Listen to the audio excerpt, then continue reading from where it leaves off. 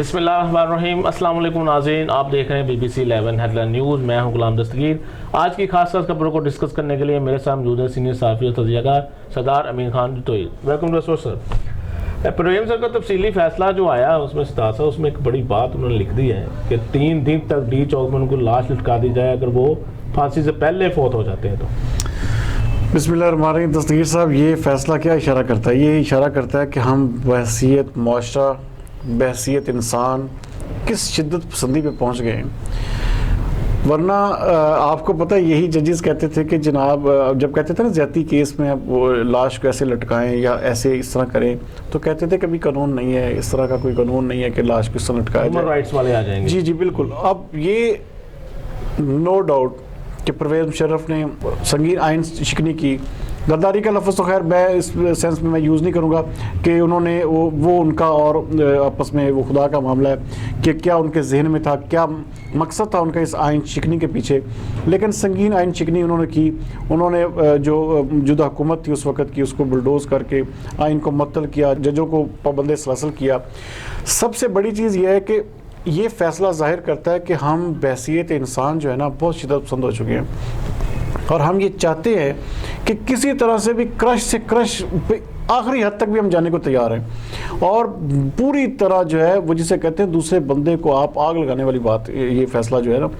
तो इसीलिए आज इसके हवाले से बहुत ज़्यादा इसका जो है पाक आर्मी की तरफ से भी इसका बहुत ज़्यादा रद्दअमल दिया गया है, और लोग जो है अवाम जो है सोशल मीडिया जो है इस हवाले से मुकम्मल तौर पर जी एक्टिव। क्या इसमें आज वो जिसे कहते हैं आग लगने वाला अमल था। ये फ़ैसला क्या आया है, इसने पूरे मुल्क में एक और अजीबोगरीब बहस शुरू कर दी है। हम कल देखे बात कर रहे थे कि इदारों को आपस में जो है मिल बैठना चाहिए, इदारों को आपस में बैठ के जो है फ़हम व तफ़हीम के साथ मामला। अब ये देखिए अजीब जंग जो है ना वो छिड़ गई है। तो ये किधर रुख जा रहा है? ये दस्तगीर सा रुख जो है, ये ज़ाहिर बात है इससे पाकिस्तान की ख़राबी है, पाकिस्तान का ही मसला बनेगा। किसी का क्या जाना है, इंसान है, कहते हैं ना कि एक इंसान है वो मर जाए तो फिर भी दुनिया चलती रहती है। ये दुनिया तो चलती रहेगी, लेकिन कम से कम ऐसे फ़ैसले जो है ना इससे हम बहुत पीछे चले जाते हैं। बहसीयत इंसान होने के नाते जज साहब के हवाले से अवॉइड करना चाहिए था। हाँ, आप फैसला दें, लेकिन देखें ना हुकूमत का भी आज यही बयान आया कि ये देखें 4 सतरी ये जो 4 सतरें ये क्यों डाली गई हैं, इनके डालने की ज़रूरत ही नहीं थी। ये सारे का सारा जो है वो पूरे का पूरा जिसे कहते हैं ना केस की सारी रूह को ही ख़राब कर दिया। नहीं, जज को गुस्सा निकाल रहे हैं। नहीं, गुस्सा क्या, देखिए गुस्सा भी, लेकिन गुस्सा इस तरह नहीं निकाला जाता।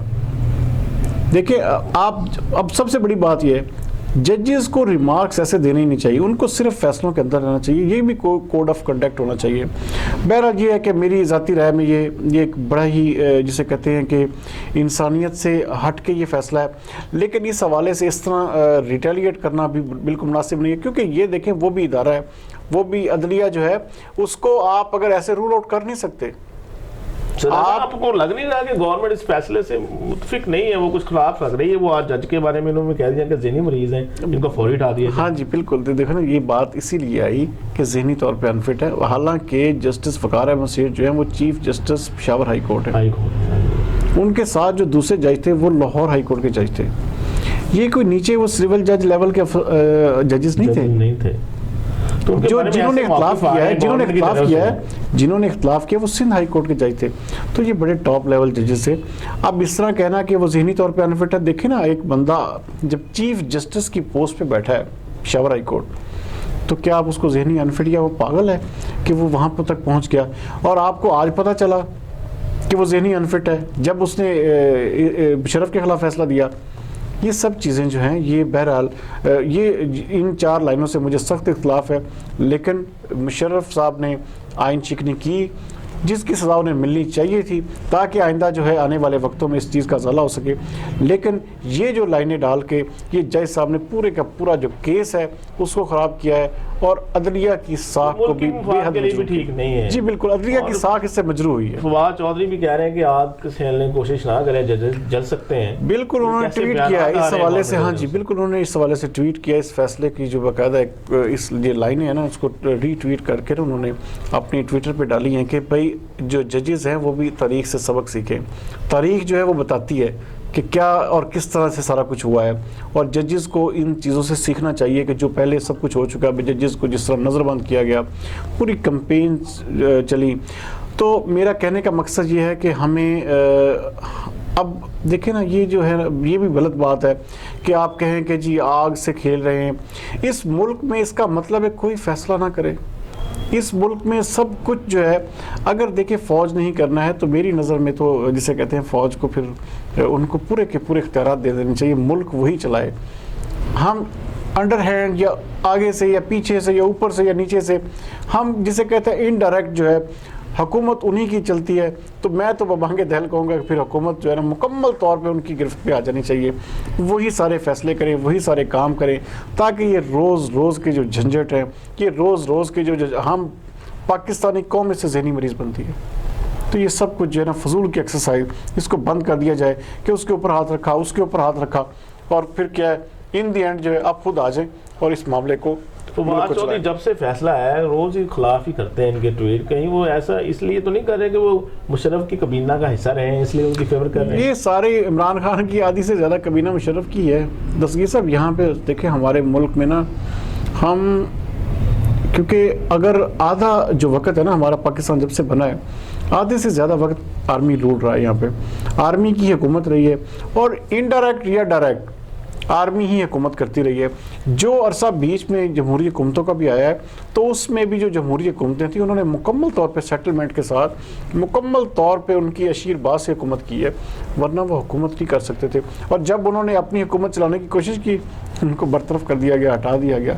तो ये सारी चीज़ें आपके सामने हैं। तो मेरी ज़ाती नज़र में जो है इस मामले को मैं तो कहता हूँ कि फ़ौज को अब जो है ना इस हवाले से फिर टेक ओवर कर लेना चाहिए, ताकि ये मामला जो हैं बजाय इसके कि बहुत ज़्यादा बिगड़ जाएं। अब देखें शहर शहर फ़ौज के हक़ में रैलियाँ निकल रही हैं, इनको कौन प्रमोट कर रहा है, इनको कौन देख रहा है? तो ये सारी चीज़ें जो हैं हमें इसका सबक यही मिलता है कि फिर जो है आइन को मुअत्तल करके कोई नया आइन बनाया जाए।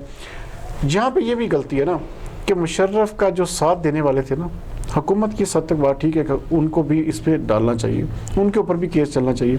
तो ये बहुत दूर तक मामला जाना चाहिए था, लेकिन इसको उजलत में और जायद साहब के इन चार फिक्रों ने पूरे केस को ख़राब कर दिया। आयशा फ़रूकी दफ्तर खारजा तर्जुमान मुकर्रर कर दिया गया है, नई तैनाती। जी बिल्कुल, आयशा फ़रूकी बड़ा ब्राइट फेस हैं। ये आपको मैं बल्कि दस्तगीर साहब बताऊँ कि ये अमरीकी शहर ह्यूस्टन में बतौर वहाँ पे हमारे जो कौंसल जनरल है वहाँ पे बतौर काम कर रही थी।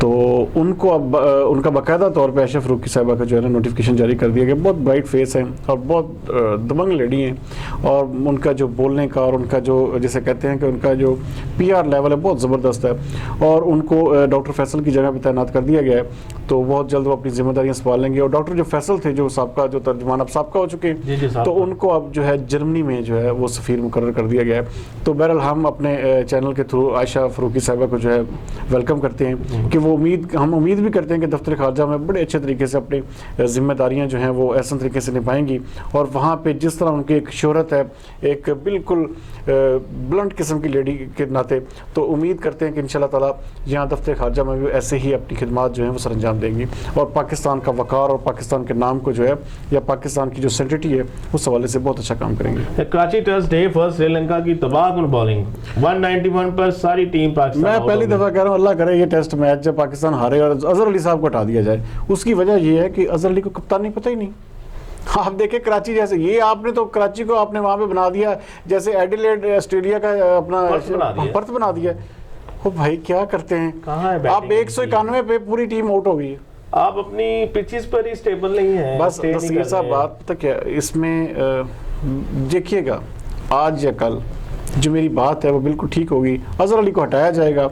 जब तक सरफराज अहमद को दोबारा कप्तान नहीं लाया जाता, यकीन माने आपकी टीम का कोई हाल नहीं है। आपकी क्रिकेट जो है जवाल से जवाल पजीर होती जाएगी, और इसमें ला हासिल बहस है। ये एक ऐसी चीज़ है जिसमें क्रिकेट बोर्ड को कम अज़ कम मेरे ख्याल में होश के नाखन लेने चाहिए, और अजहर अली को फौरी तौर पर फारिग कर देना चाहिए। तो आप ख्याल करते हैं कि इस टेस्ट अगर खुदा ना खासा पाकिस्तान हार जाता है, खुदा ना खासा नहीं लाजमी तौर पर हारेगा जी। ऐसे हाँ जो हालात हमें आज नजर आ गए पहले दिन, हाँ जी, ये मुझे लगता है कि तीसरे दिन ही खत्म होने वाला मैच मैच है, जी, तो बिल्कुल। अगर टेस्ट हार जाते हैं फर्ज करें हम, तो सरफराज को तो फिर जो सरफराज के साथ हुआ है ना, जो सरफराज के साथ देखे ना, श्रीलंका से वो बेचारा हारा था ना, हाँ, 20 उसी से हारा है। तो अब ये भी उसी से हारे हैं, तो इसको भी हटा दें। उनकी तो इतनी परफॉर्मेंसेस हैं, हाँ जी। इतने उनके तो इसकी तो फतवा- माशाल्लाह आज तक मैंने जिंदगी में परफॉर्मेंस कभी नहीं देखी कि अजहर अली ने कभी जिंदगी में कोई कप्तानी में हमने कोई मैच ऐसा कोई जीता हो।